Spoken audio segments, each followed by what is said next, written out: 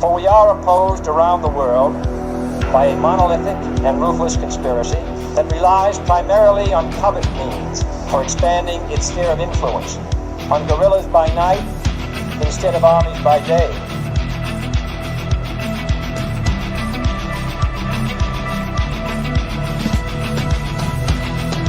On infiltration instead of invasion, on subversion instead of elections. If I were the devil, I'd take from those who have and give to those who wanted until I had killed the incentive of the ambitious. Violence and vandalism is being led by Antifa and other radical left-wing groups who are terrorizing the innocent, destroying jobs, hurting businesses, and burning down buildings.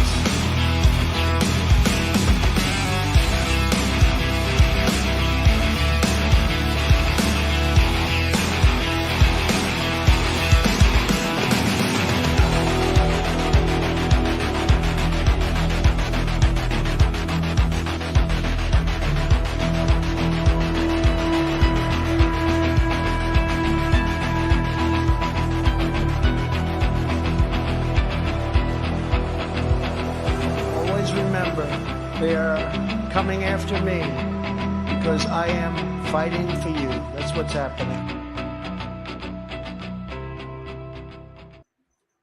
Greetings, fellow thought criminals, and thank you for joining the insurrection. I'm Michael Lauber, and today I'm joined by Kelly Walker from Freedom Talk Magazine. How you doing this morning, Kelly? Hey, I'm doing all right. Michael, good to be here. Hi, everybody. Happy Wednesday. Oh, yeah. Well, we got a lot of interesting stuff to cover this morning, but the big breaking news is voter fraud confirmation. Oh, my thing's not working. Trump, at least 35,152 non-citizens registered to vote in New Jersey. Republicans get smart and pass the SAVE Act. In New Jersey, he's been forced to admit it. They've had to confirm that hundreds, if not thousands, voted in the 2024 election. And this is just one state. And again, keep in mind, guys, it's all these blue states that do not want to be in compliance. They do not want to send in their voter rolls for review. We all know why. But we are going to have to do something about this. This is unacceptable. We cannot trust our elections if we know that we have non-citizens voting, if we know there's other critical errors. I just interviewed on another program last night on Behind Enemy Lines. We had a couple on Ken and Jody Zitko out of Illinois, where they've been reviewing the voter rolls there, and they think as much as 15% is corrupted, not just all illegal aliens. A lot of them are they're calling like ghost voters. It doesn't literally mean the cemeteries voting, like what also happens up in Illinois, but this just means people that don't exist, that have voter registrations and appear to be voting in our elections. And I mean, there's a number of things. I'm actually going to try to have them on next week, one day, to go over some of the other things that they've uncovered there and in other states, because they're, again, beginning to, well, not beginning, I guess they've been doing this for a while, but exploring the data now in other states and finding the same thing. And even in Texas, they found a huge percentage of the voter base that appears to be invalid. Yeah, the Democrats are desperate to not lose their scheme. And it's interesting because the first headlines I saw in this story were basically, well, what are we going to do? We'll have to fix it next time. I think we're going to see more and more attempts by the Democrats to hold on to the cheat, and they're being uncovered. Michael, I hope it's quick enough. I hope we're doing enough. And I really don't understand why we can't seem to pass the SAVE Act. It's, the president came on last week and told us all about the corruption and the cheating that's happening, the vulnerabilities. And it's as if, when is something going to happen? Well, yeah, and I think that's the bottom line, is something, we keep discussing, is there have to actually be actions. People need to be arrested when things like this are uncovered. What's currently going on is absolutely unacceptable. And sorry, guys, I'm having an issue with one of my controlling devices here, but I think I just fixed it. Sure. But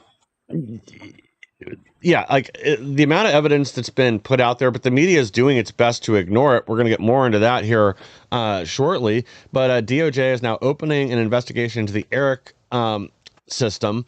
State of New Jersey has over 6,000 600 illegal alien voter registration discrepancy. So again, this is just a small part of the problem. This is just in one state. And again, the excuse we get from the media is, oh, well, this is a fraction of percentage of the vote statewide. But we also need to see where these illegal votes were cast, because this is plenty to shift, say a single House seat, or maybe push local or state elected officials over the line, make sure the uniparty of New Jersey gets who they want in office. And it isn't just this scheme. This is just one piece of the pie. That the excuse you always get is they treat everything like it's an absolutely an isolated incident. That these things could not be working together to shift the balance of elections. Oh, well, it's only 6,600 people. That's not that many.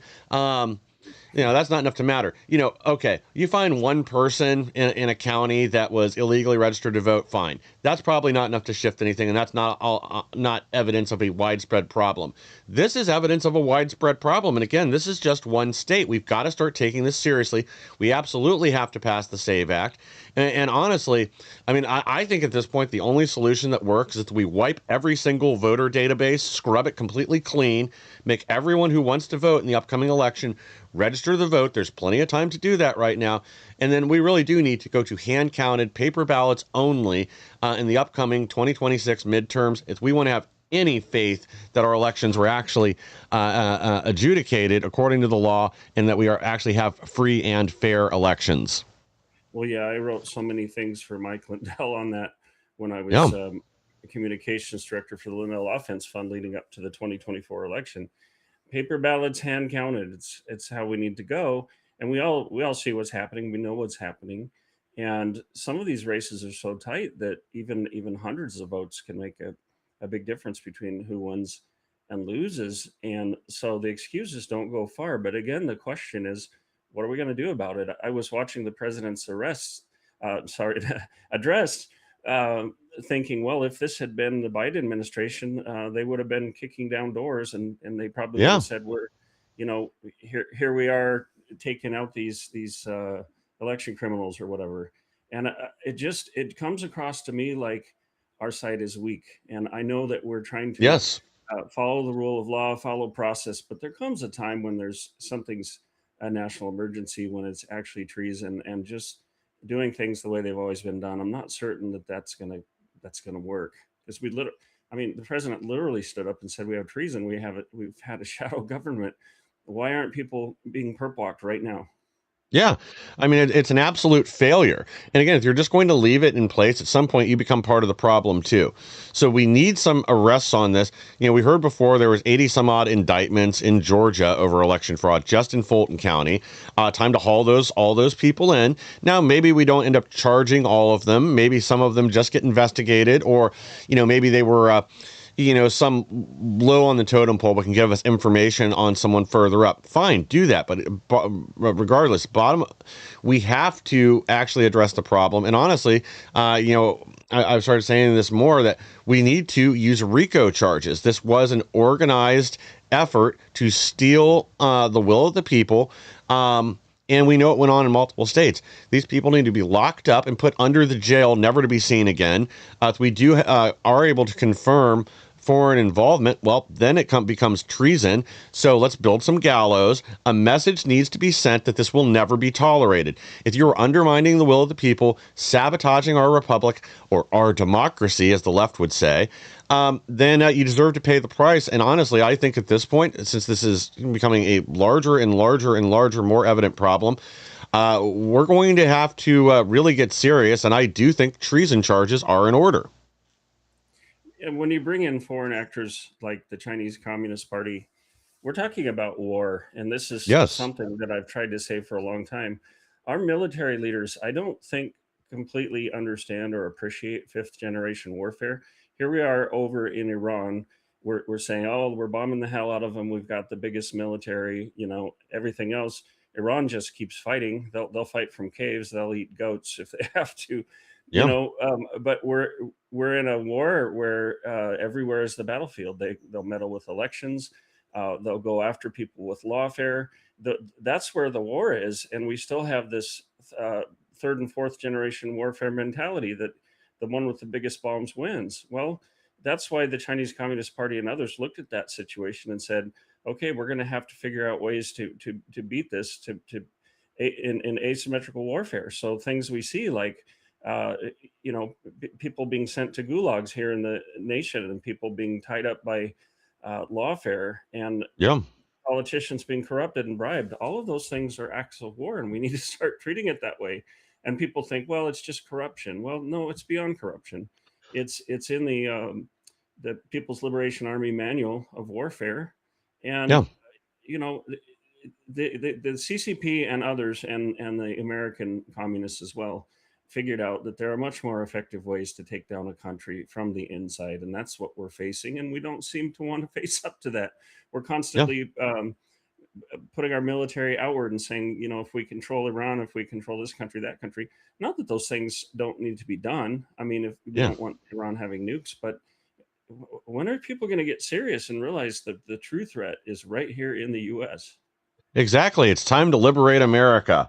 Um, and it's going to have to be done eventually. You know, my concern is, as we continue to put this off and continue to not go after this level of corruption, mass organized corruption.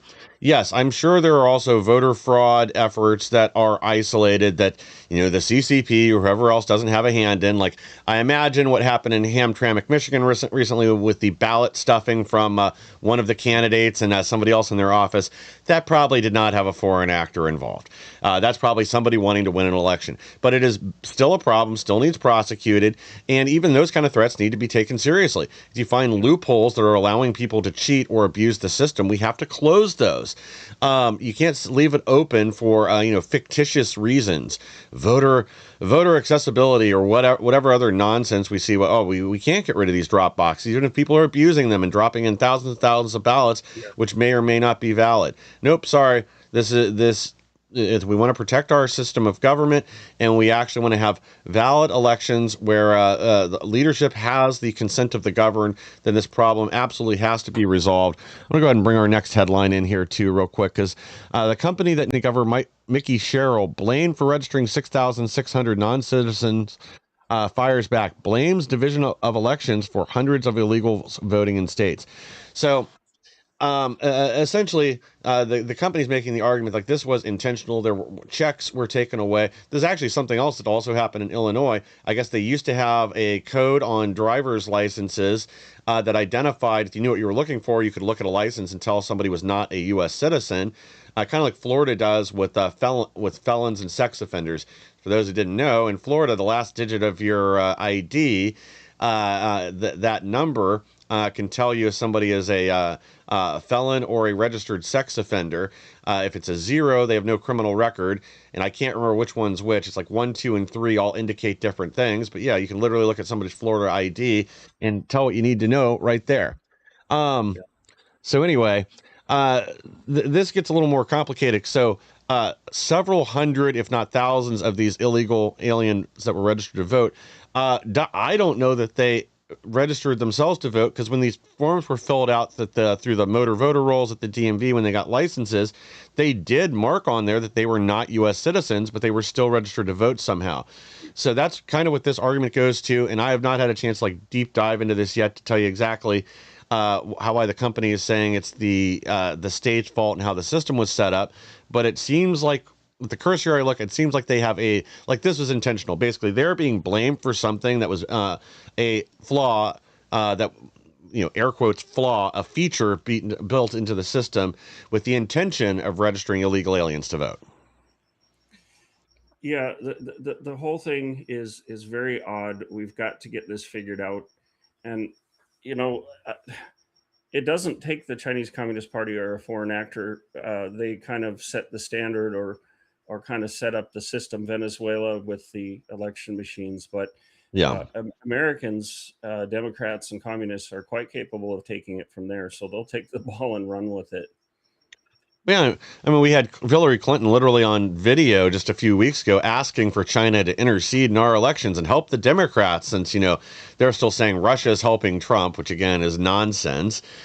Even when they were buying ads in the 2020 election, these went after both candidates. They basically just wanted to sow disharmony. But again, our media is dishonest and will not show you this $100,000 worth of Facebook ads they purchased. They just pretend it was all to help Trump. Oh, yeah. But again, the media is not there to tell you the truth or inform the American people. They are there to propagandize and build the narrative that the deep state and uniparty want. And that's how they should be treated. But yeah, you're right, Kelly. I do think there's multiple efforts going on. I do think the Democrats, as you said, will pick up the ball when things like this happen. I still want to know, China has 220 million voter IDs for American citizens. Which to me sounds like probably just about every registered voter in the country, just about, including the dead. Considering a lot of our population is either not U.S. citizens, is not registered to vote, or is children and not of age to vote. But we have to get to the bottom of this. It has to be fixed. We have to look into what else did China do with all these IDs. We had all these stories, especially in Georgia. I remember when Candace Taylor was running for office down there, that they documented, they had thousands of affidavits from people that showed up to vote on election day and were told they already voted, that did not request mail-in ballots or return mail-in ballots or anything else. But when they show up at the polls, suddenly they're told, you've already voted. When they insist they hadn't, they're forced to pull a provisional ballot. And we all know none of those provisional ballots, or very few of them, were probably actually counted. Instead, they went with the mail-in vote that was received ahead of time. And again, that is by design. So did China have a hand in that? Did they coordinate with any Democrat NGOs here in the U.S. To help send in these ballots? Did they change voter registration for people, change addresses, have request mail-in votes then to be sent to addresses they controlled? And I know a lot of people are like, well, you're just speculating right now. Well, that's why we need an actual investigation, and that's why we need some actual handcuffs on people once we uncover and confirm improprieties of any kind. I don't understand how our politicians can appeal to other countries and ask them for help and not No. be charged with treason. I mean, Yeah. The Chinese Communist Party, China's our enemy, and we can try to have trade with them and try to be friendly and everything else, but China wants global hegemony and they want to take it from the U.S. So I don't understand how these people are able to be so bold and get away with it. Yeah. Well, I mean, you're exactly right, Kelly. And they are a declared enemy of the United States. And if you're asking for their help, that certainly to me seems to rise to the level of treason. Okay, fine, we'll call it sedition. But either way, arrest them. She's doing this on national TV. There's not much of a case to build. It's her words. It's not like she can say this was a misspeak. Oh, I didn't mean China. I was talking about something else. That's not going to fly. Everybody knows what she said. So arrest her. Same with, stop talking about Neville Singham or Bill Gates or whoever that's funding this stuff, and do something about it. Strip their tax exempt status. Start actual criminal investigations.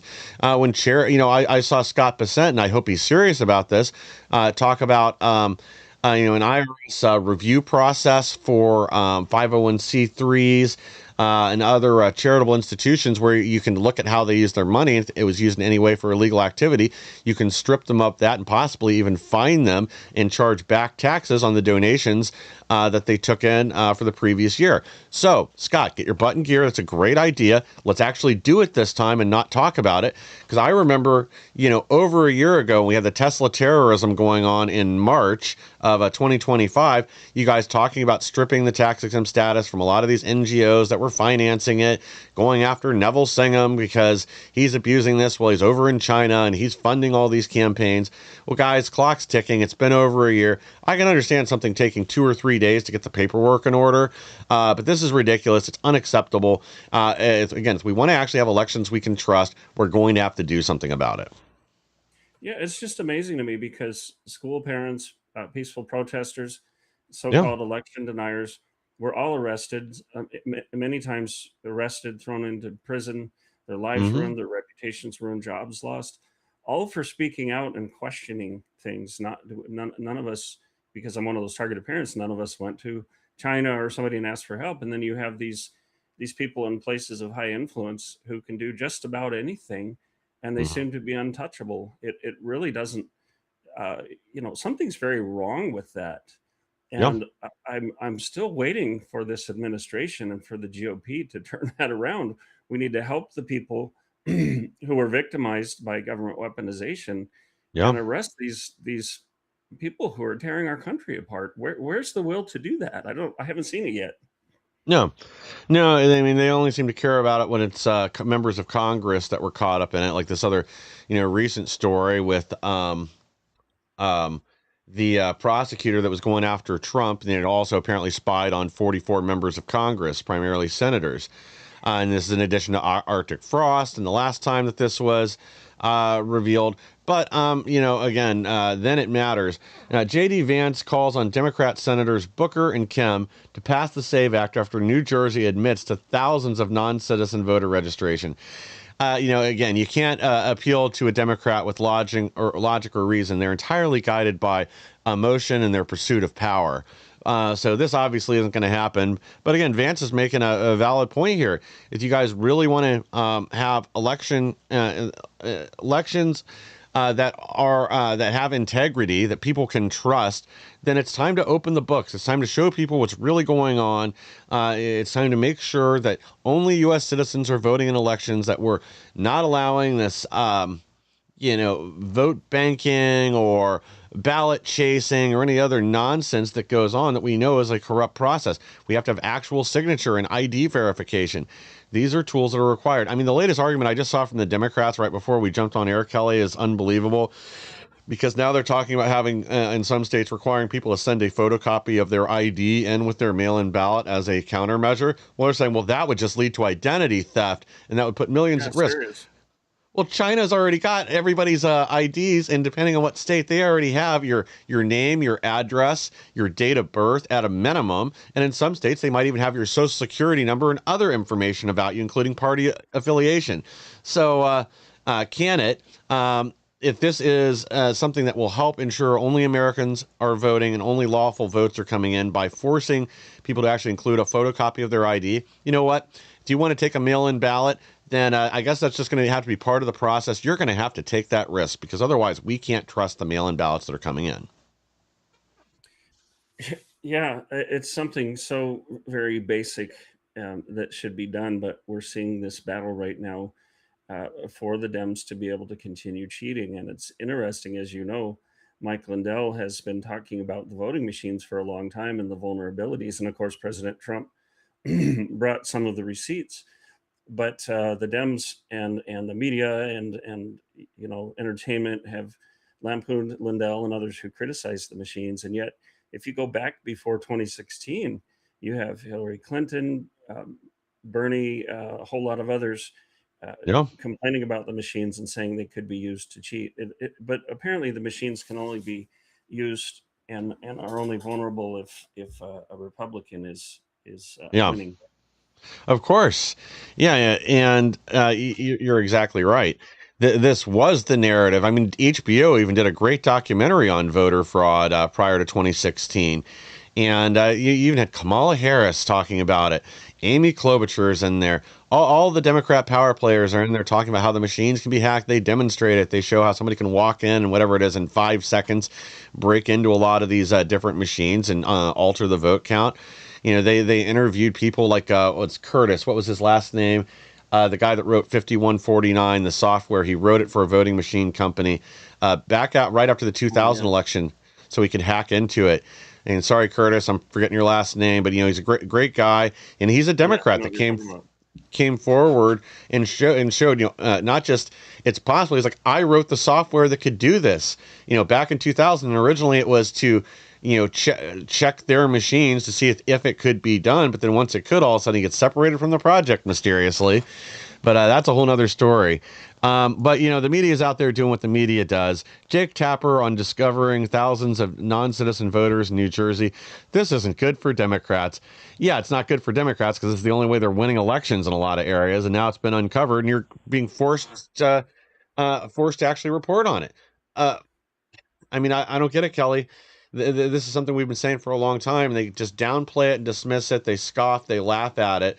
But now that it's landed in their lap, and Mickey Sherrill was forced to admit this yesterday, now all of a sudden it's like their delusion is falling apart.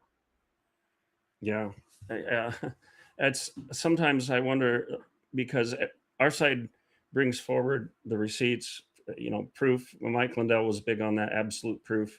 Yeah. We seem to think that if we bring the smoking gun forward and document something and prove it, that now we win. Unfortunately, that's not the case when we're dealing with socialists, communists. They'll just push through it. The only thing they're going to understand is when the handcuffs start going on and they're in prison. And we Yeah. can prove things all we want, and they'll just stonewall.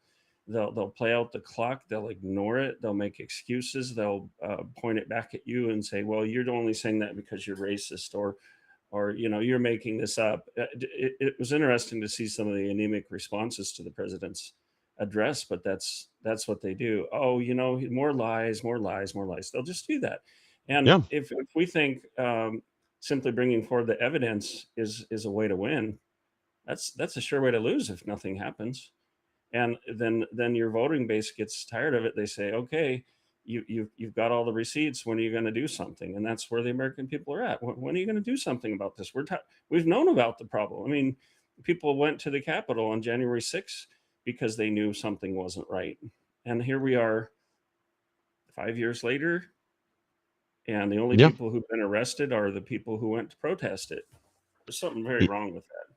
Yeah, and we've actually got more Democrats now calling for going back in and rearresting people or finding a way around Trump's pardon to go back and charge the J6 defendants again, or the anti-abortion protesters, or some of the school board parents to rack up additional charges. And again, when our side refuses to act and refuses to actually wield their power and dispense justice, this only emboldens America's enemies, domestic and abroad.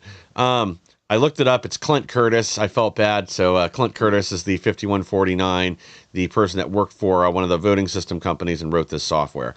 But yeah, the media, is continuing to downplay and dismiss a lot of what the evidence and what was released in Trump's speech. They're basically saying, "Oh, well, they just gave him the evidence he wanted," without looking at it, without taking any of it seriously, or even taking a critical look at it.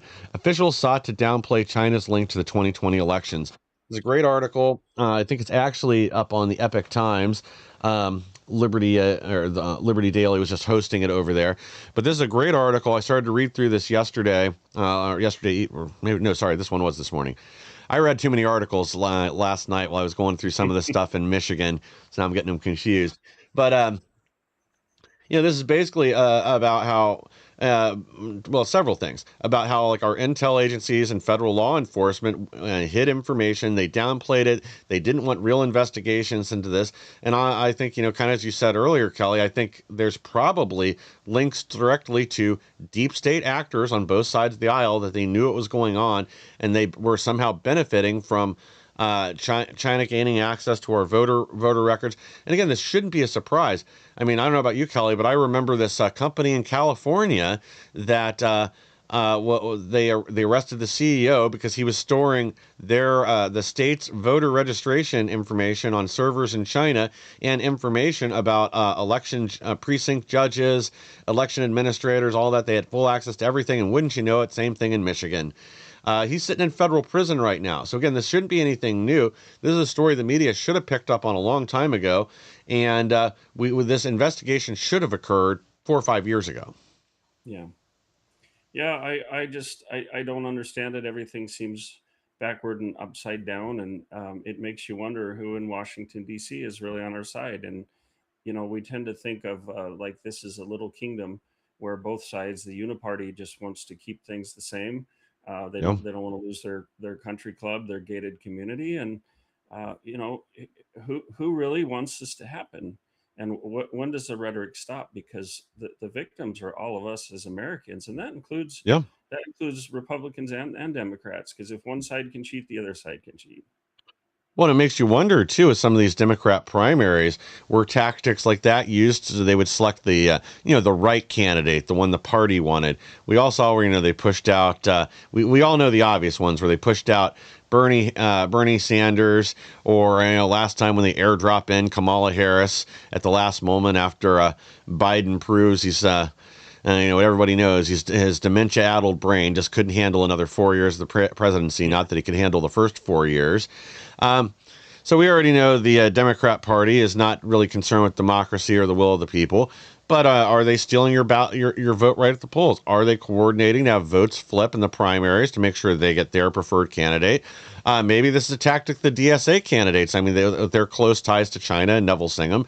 Maybe that's how they're winning so many elections, because there do seem to be a lot of Democrats that are flabbergasted, that can't believe some of these candidates are winning. Other ones, I mean, I can tell you, it's your voting base that's selecting them for sure. In places like New York, where they're going to put in Mamdani and people like that. So no surprise there, but maybe there is more going on. Maybe this is an orchestrated effort by the CCP and other state actors, in addition to corrupt members of the deep state, that their interests align, so they're working together to invalidate and shift our elections. Yeah, absolutely. I don't know what it takes, and people have this hope that everything's going to come together, everything's going to wrap up. It's all part of a plan. I think we're foolish to assume that. We have to be involved, and we have to act as if it all depends on us. Yeah, I think you're exactly. Yeah, we're going to have to act. We're going to have to pressure our government to do what we voted for and what we want. They will clearly not do this on their own. I mean, every one of these senators blocking the SAVE Act needs to be targeted for removal the next time they're up for re-election. We should be, we need strong representation. Another thing, we'll get to it in a minute. Well, appeals court hands Trump administration temporary win in effort to restrict mail-in ballots from non-compliant states. And apparently we got some signals from members of the Supreme Court. If this case goes all the way up there, they're probably going to give Trump the victory, it sounds like. But, we can hope. I guess that depends on Amy Coney Barrett, and if she's really, really scared of the Democrats again, of these maniac leftists that protest around her house. But we'll see. But I mean, this is a good first step. So basically, states that will not comply with DHS and that's actually so. Let me wind this back a little bit. So part of what just happened in New Jersey, how this was uncovered, was recent changes Markwayne Mullins made, where he's refusing to issue funding from anything under DHS, anything in their purview, if the state will not comply and hand over voter data for review by the DOJ, that they are stripping them of funding. So that is what started this in New Jersey, and how this was not uncovered and confirmed. So it's a good first step. But the Postal Service in states that are not in compliance is going to withhold ballots and refuse to deliver them. Great. That's exactly what needs to happen. No mail-in votes for states that will not allow their databases to be cleaned. We know that there's hundreds of thousands, if not millions, of illegal vote. Well, I'm sure it's millions of inactive, dead voters. People that don't live in the state anymore, even just normal problems. We know this is widespread because states have not been cleaning their voter rolls for years now. So it's time to take this seriously, actually do something about it. But yes, the federal judges upturned, I can't think of what her last name was now, Sparkle's decision. Yes, the judge's name was Sparkle, to block this initially. Oh, and by the way, Sparkle also wasn't born in the U.S. and is a Democrat-appointed judge, but I'm sure you guys already knew that. So that's been overturned. They are allowed to do this now and force compliance through the Postal Service. I think this is a good first step. But I guess the real question is, blue states, why can't you guys just get it and get your act together, get things in order? This is not a big ask. They just want to review it for illegal aliens on your voter rolls, which we now have confirmed in New Jersey. This is happening, even if it's not as widespread as people want to pretend it is. It's happening, and something has to be done. Sorry, Kelly, I think I lost your audio. Oh, sorry. There you go. Gotcha. It's interesting because in the targeted parents research, the FOIA documents within the DOJ, there's also someone named Sparkle. So, and not a good player either. So, I wonder. I wonder if it's her. It's Could be. Sparkles Snook. Snook? Some. Yes. Oh my gosh, Yeah. same person. Oh, we're gonna Yeah, have to hang- talk about that afterwards because there's a connection there. Wow. Okay, I'm actually getting her full name, so go ahead. I'm going to find it right now. Sparkle. Sparkle Suknanan. Yeah. Yeah. Yeah. This is the person who worked with Merrick Garland to try to find a federal hook to arrest the school parents. And by the way, this does have everything to do with election because that was part of the plan to chill dissent and keep these parents from their complaints from influencing the voters to say, look, our schools are teaching our kids Marxist propaganda and everything else that the parents complained about. Very, very interesting. We're gonna have to look further into that. Yeah. Well, I mean, I think as we dug deeper into a lot of these judges that have issued these, over 200 lawsuits or injunctions or whatever against the Trump administration, I bet we're going to find connections back to a lot of them to the harassment of school board parents, J6, or again, trying to do the deep state's work for them at the state level. These are all corrupt people. They're part of a network. That's why, again, we need RICO charges, so anybody that had their hand in the pot, even a little, is going to be facing serious jail time because they're part of a larger conspiracy to deprive Americans of their liberty, their rights, or steal our elections. It's going to have to happen, and there will be real consequences. Well, I guess we'll get to some good news here because it can't all be just horrible, depressing nonsense about our elections. Andy Biggs wins Arizona gubernatorial primary with 71.5% of the vote. That's a pretty good sign. Yes. I know Katie Hobbs is not exactly polling well, even among Democrats. He's not super well liked in Arizona. And then your buddy, Sheriff Mark Lamb, he also won the Arizona GOP primary to replace Andy Biggs in Congress. He's great. Now, will Biggs win this seat in Arizona, Kelly? I hope so. I think if there's no election fraud, I think he very well could. And if 30,000 ballots don't materialize before Runbeck can count them again. Yeah, he's a solid guy, and personally, I hope he wins too because he'll give me a pardon for the ridiculous charges that I suffered for being one of the whistleblower parents. So I hope he does. But I lived in Arizona when Kari Lake was running against Katie Hobbs. And we saw, first of all, you had the Secretary of State running her own election, managing her own accounting, which should have never been. But then we watched in real time as voting centers in red areas had malfunctions. There was just all kind. It was so obvious there was cheating, and you could question, well, did Katie Hobbs get more votes or not? But and that could be debated. But the fact that that whole election should have been redone at the very least. You could say it was bungled so badly, but really, it was cheating. You're on a massive scale. You're exactly right. And I was trying to see how many precincts it was. I know it was 60. It was over 60 precincts had all these voting machine irregularities with the wrong sized ballot printed on the wrong size paper. I can't remember exactly how that worked now. But yeah, I think it was 68 locations. I was just trying to double check that, but it's 60 plus. And we know that a lot of those votes were rejected and never counted when, in reality, what they were supposed to have done is take the messed up ballots and then go adjudicate those by hand.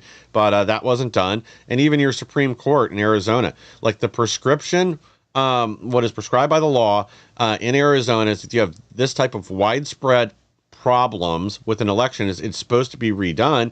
And even fairly recently that had happened in a local election somewhere where same thing.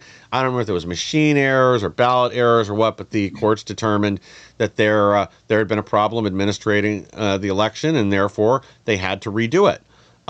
But, once it's, they really didn't want Kari Lake in that seat. I think, with all the corruption, the cartel money, and all the other things in Arizona that we discussed previously, that's, again, something else we need to get back into is cartel influence and this billions of dollars in various like real estate scams and other things that are going to politicians by putting houses in their names and other things, and what influence they're having on elections. But again, we have to start actually addressing these problems. We can't have it just be a joke that things are corrupt in different states or different areas or the whole country. Well, we have to actually address and fix these problems. And hey, you know what? Maybe some of these will turn out not to be true, but you have to actually do an investigation in order to determine that. Yeah. Well, and then we saw that electors in counties had issues with the election. They didn't want to certify it until there was more investigation. And Katie Yeah. Hobbs threatened to throw them in prison. I mean, what kind of third world crap is that? It was unbelievable to watch this. And I was at Kari Lake's election night party. I was covering it in the press up with NBC and MSNBC and all that, reporting for the Epic Times and NTD News. So, and it was interesting because my cameraman, who's a friend of mine, said, "You watch. This is what's going to happen. It's going to look like Kari Lake's winning at first, and then suddenly, as the night progresses, they're going to find ballots, and the mail-in ballots are going to come in, and you're going to see Katie Hobbs literally take it away." And that's exactly what happened. And I said, "Michael, you were completely right with that. I mean, he called it." So if Andy Biggs wins, I think he's going to have to overcome a lot of cheating, particularly with Katie Hobbs still in office and Chris Mays. But I hope and pray that the Republicans there are going to watch this very, very closely.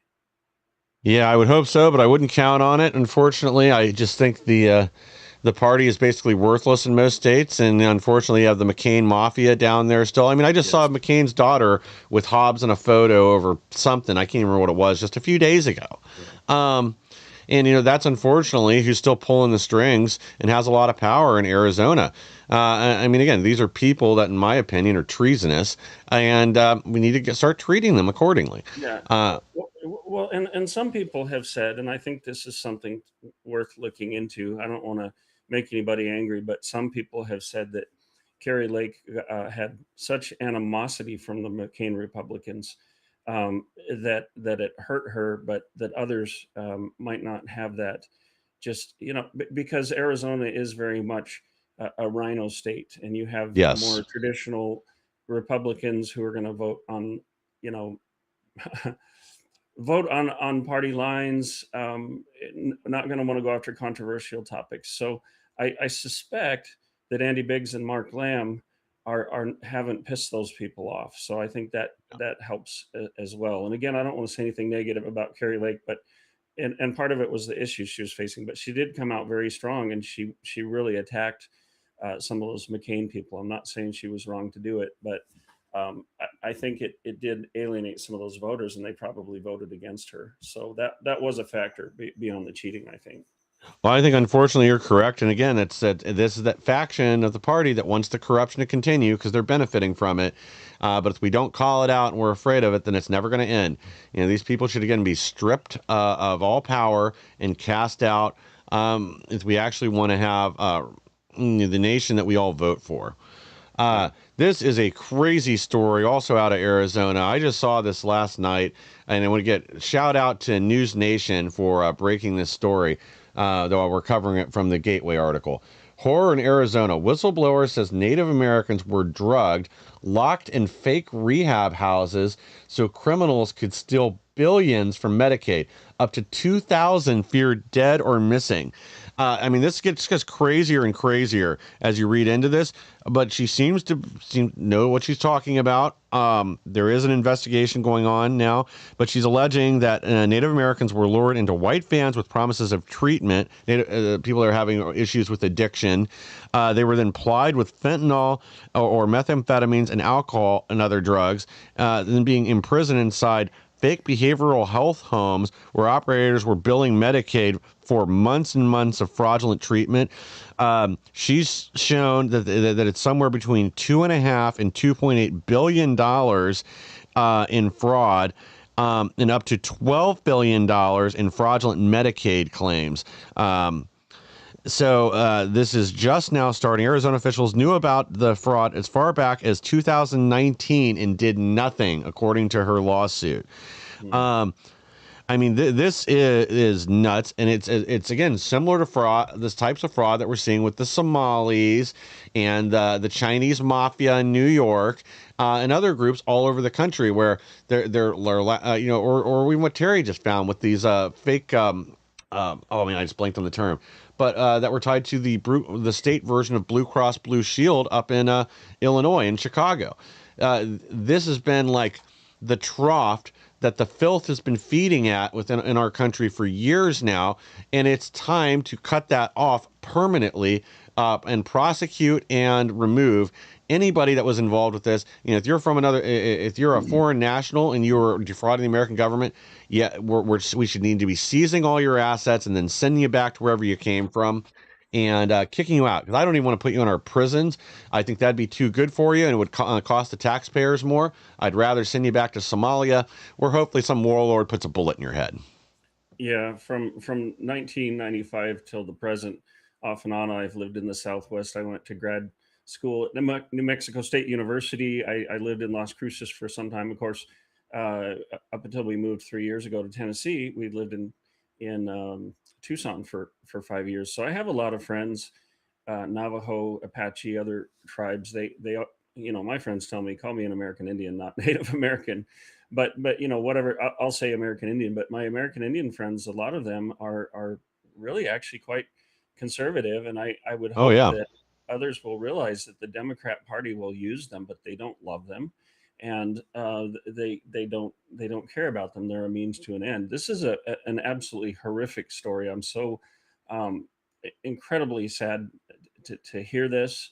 I don't even know how to process it yet because I didn't find out about it until you brought it up. But my gosh, the fraud that's rampant out there. I'm glad if the FBI is getting on that. They have so many things to do right now, but it really is appalling, and I think it's time for the American Indian communities to say, look, we've had enough of this. We got to get this country in order because they have their own nation within a nation, you might say, but obviously they're affected by what happens to the whole country.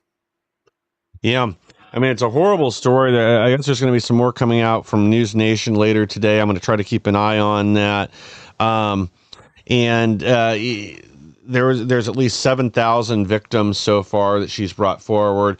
And like I said a minute ago, 2,000 right now are unaccounted for and feared dead, that were taken away, never to be seen by their families again. And again, we'll find out what those final numbers are. But again, I mean, this is the same type of fraud that's going on nationwide, and in this case, it led directly to deaths, at least potentially. It's still under investigation, but still, that seems to be the case. And we have to ask, we already saw the effect of this up in Minnesota when a lot of these little Leering Center scam centers collapsed. All of a sudden, patients that they were ripping off, but were getting some level of treatment through them, they were overbilling for stuff, their treatment disappeared. All of a sudden, their funding for their housing or whatever disappeared when they shuttered their doors because they were no longer, they had been caught, and they wanted to flee the country to flee justice, run off with bags and bags of our money. They left, the weakest among us, the most vulnerable among us. They left them out to hang. A lot of them were Yeah. getting evicted and other things. And again, this is disgusting. It's the other side of this coin that the media doesn't want to cover because it'll make the Somalis look bad, and that would be racist. Yeah. Well, and I have to wonder if some of these American Indian children aren't now being trafficked. And look at Yeah. Tucson, border city. It used to be beautiful. I was going back there when I was a young man. It was vibrant and clean, and you had so many different kinds of restaurants. Now the roads are in disrepair. It's violent. There was just a mass shooting there recently. Before we left, things were getting very dangerous. I mean, my wife didn't want to go into Tucson proper alone. I always went armed. Everybody there goes armed. Yeah. Sometimes even out here in Tennessee, people that are like, "Oh, yeah, you're carrying." Yeah, well, I am. In Arizona, particularly in Tucson, it's very ubiquitous. And unfortunately, what the left does is they make an environment that's just ripe for this kind of corruption. You Yeah. know, um, Tucson mayor is horrible. I'm trying to recall her name. I'm thinking of too many things at once. Regina. Um, oh gosh, Regina Romero. She's terrible. They've tried to recall her. Jordan Ochoa, a friend of mine, is running for mayor, trying to get that back. But if you know what Arizona was like, if you know what Tucson was like, you realize that it's just this kind of chaos that the left brings just enables these things to happen, and it's very, very unfortunate. Arizona needs to be saved. Tucson is well down the road. It Tucson is a little communist enclave, and God willing, places like this can be brought back from the brink of destruction, because it does lead to loss of lives. Yeah, and Nick, I really think this is by design. They essentially want to hold the local population hostage with crime, where they're totally dependent on the local government for a way out, and they hand them little scraps and encouragement, and that just keeps them there and keeps them under their thumb because so many people are not able to leave. It's really terrible. Well, one other story I want to cover, then I've got a couple things that you'd sent in we want to get to as well. So today is the day Congress is going to vote to integrate U.S. military tech and supply chain with Israel. And it's deeper than that. It'd be even giving them an office within the Pentagon. And this shouldn't be allowed. If this were any other country, we wouldn't even be discussing it.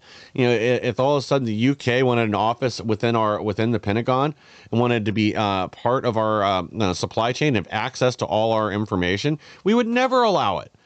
So why are we even considering it here? Especially, again, given Israel's history of spying on, not just spying on the United States, but handing off sensitive, classified, and technical data to America's enemies, including Russia and China. I mean, look at the whole Jonathan Pollard thing. This guy that met, again, Huckabee tried to cover it up, even told security to erase the logs when he met with him in Israel. And this guy's a spy. He stole, basically a shipping container worth of files. A little less than that. I'm exaggerating a little bit. But a massive amount of files handed over to Israel. And we know for a fact that a lot of that was handed over to Russia afterwards. This is not, this is not a nation that we can trust at that level, period, whether you like them or not. Their actions speak otherwise. And we have to treat them like we would any other country. This is a horrible idea. And the other thing I want to bring up here, because a lot of the people are saying, well, we need to. They're our greatest ally. We're relying on them right now in the Middle East. Well, why isn't the Knesset passing a similar bill for their government? Why aren't we being integrated into their systems as well? Why is this a one-way street? We're the one that's supposed to bring them in, and they're not going to do anything. It's backward. Yeah, I mean, this should never be allowed. Sorry, go ahead. No, it's fine. I just had an interview over an hour yesterday, and we're going to do a part 2 because the conversation was so good with a new advertiser and client for Freedom Talk Magazine, therightbooks.com. The owner and founder of that is 22 years old. He's really got his act together. But we were talking about how the Gen Z feels about our relationship with Israel. And I think sometimes a lot of the Gen Z young men in particular think that, yeah, we're going to be all rah Israel no matter what Israel did. And I take a different tack on this. I say, look, I think strategically, militarily, there is value there. Obviously, culturally and religious, sure, those ties are there. But I look at it like this: for thousands of years, from what we read, Israel was a pain in God's ass, if I may say God's ass. Yeah, a pain in the ass for God, I should say.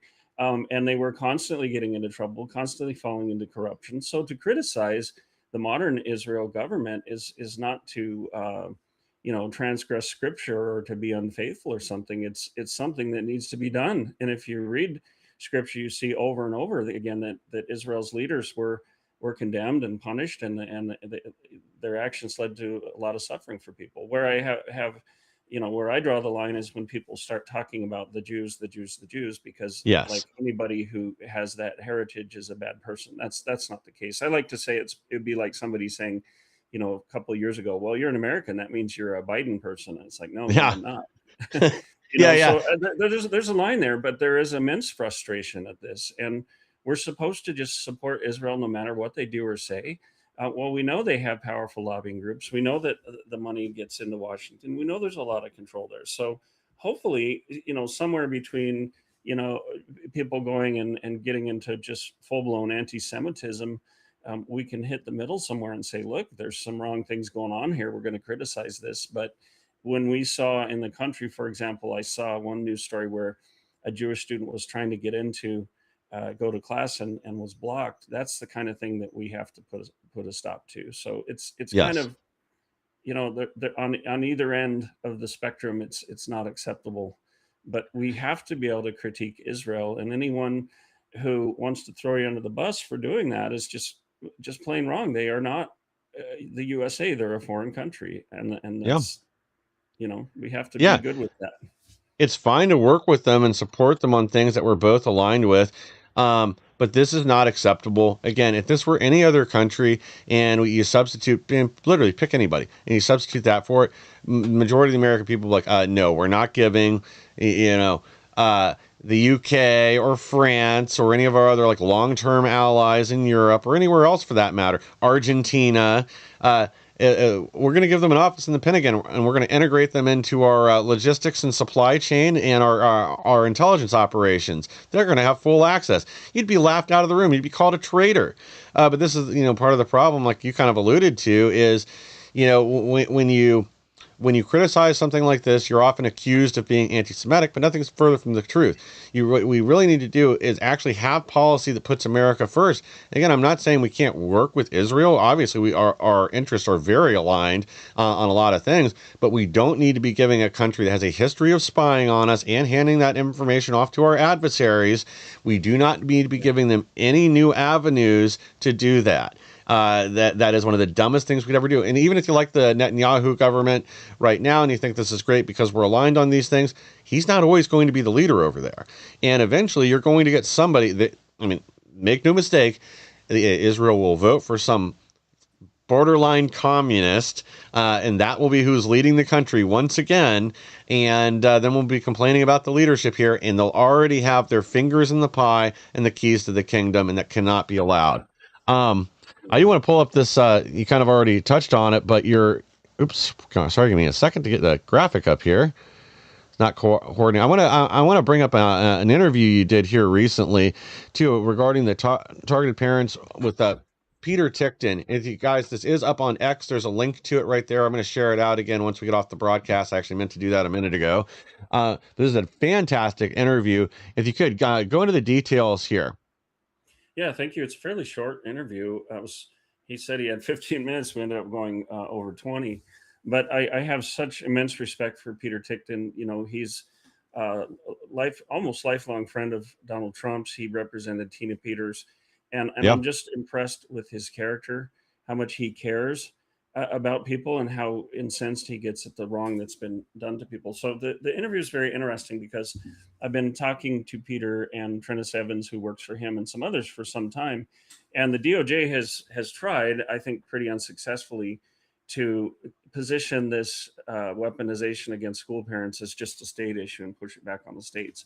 I haven't allowed that to happen, and I released some recordings and different things to keep this alive. And I don't think this issue would be pushed forward at all without what I've done. But what the DOJ has done in response is try to censor me, try to pressure journalists, even bribe journalists to take down the story where I recorded a high official calling parents terrorists again, which is unthinkable under the Trump administration. But when you watch this, you'll see that Peter Tickton, the light kind of goes on for him, because the way I present this, he sees clearly that, yeah, this was all completely a federal issue, whether or not somebody got state charges, because Merrick Garland wanted to find a, quote, federal hook to silence parents for political reasons.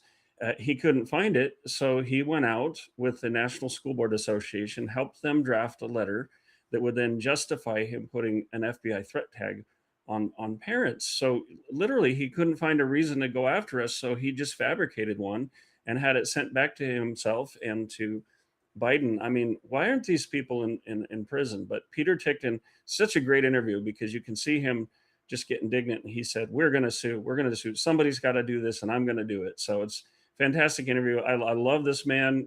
He could be off, living the life in South Florida or something, but the guy's a workhorse. He's, nobody should take more credit for getting Tina Peters out than Peter Tickton, in my opinion.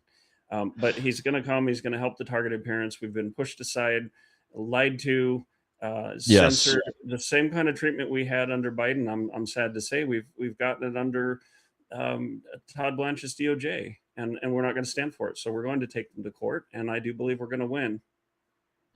I hope so. And again, you guys deserve justice, as do many other Americans that were abused under Biden's Department of Justice. But the fact that it isn't getting any better under Trump's DOJ is a problem. They just want to shuffle you guys off. They don't want to have the uncomfortable conversations. They don't want to admit that the Department of Justice was weaponized under Biden, even though everybody knows it. And the part of the problem is a lot of these people are still there. They all need to be terminated. A lot of them need to be prosecuted. And that's, again, how we need to be treating this. I don't care if you're hiding behind some federal badge or not. If you're abusing people and abusing your position, honestly, the penalty should be even worse for you, because you should know better. You're in a position of power and authority over others. And if that is you're allowing that to be weaponized, and you didn't try to stop it or blow the whistle or do anything else, then you deserve to go down with the rest of the ship. And we should put you under the jail, never to be seen again. And it's like one of the targeted parents that I represent, because I founded Parents Demanding Justice Alliance. I've been helping all these parents. He said, in some ways it's worse than it was under the Biden administration, because we didn't expect the Biden administration to do the right thing. Yeah, exactly. So you get these people and you voted them into office. There's executive orders, there's mandates about what they're supposed to do, and then they don't do it. And you kind of think like, well, whose team are you on? I think some of them just want it to go away. And Harmeet Dillon and others have brought forward, oh man, if you go after school parents or you try to push indoctrination on them, you're gonna get a letter from DOJ. Okay, and you're gonna be investigated, and we're gonna bring a case against you. And my response was, look, you got a bunch of people in line. You haven't even gotten to us. How can you promise that to people out there?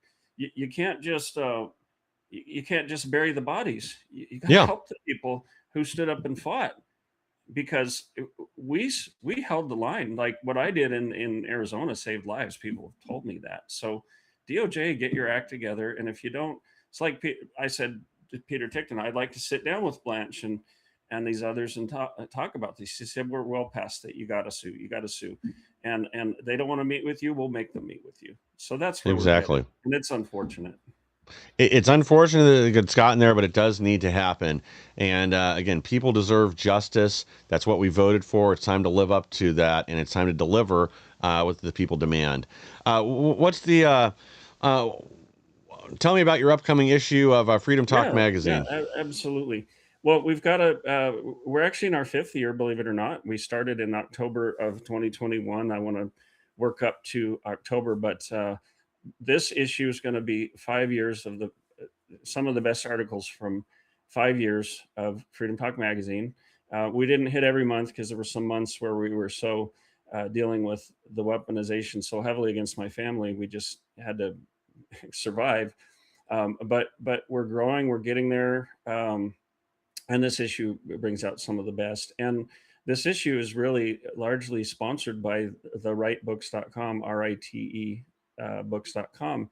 And this is an extraordinary business. I said it was started by Jack, who's 22 years old, but he wants people to have access to the books that shape the West, the good, the bad, and the ugly. So you're going to see books in there that you vehemently disagree with.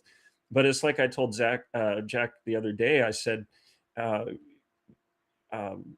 gosh, you have to be able to read the books that you disagree with to know what others are thinking. And he agrees with that completely. And I was saying Dr. John Lennox, who's an apologist and mathematician from Oxford, very famous, said that his father had them read the Communist Manifesto, Mein Kampf, and all of these things, because he wanted you to understand what these people are thinking, and you might say what the enemy's thinking. So we have a Freedom Talk bundle. It's a great reasonable price, and with Freedom 10, that code, you get 10% off. So please go check out the rightbooks.com. And Jack and I have been having some great conversations. We're going to have more, but it's this really interesting nexus of somebody. I'm 56 and he's 22.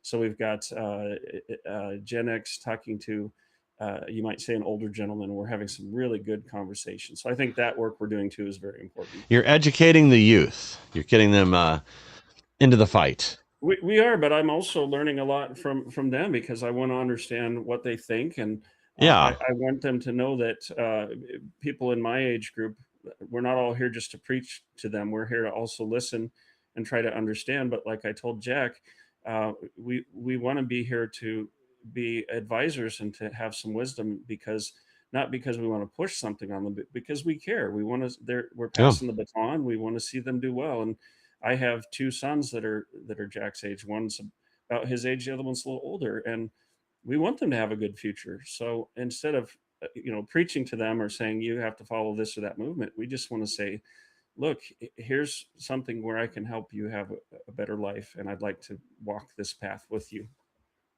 Well, that's awesome. Guys, make sure you go to Freedom Talk Magazine. Go, if you're not already a subscriber, make sure you subscribe. It's free.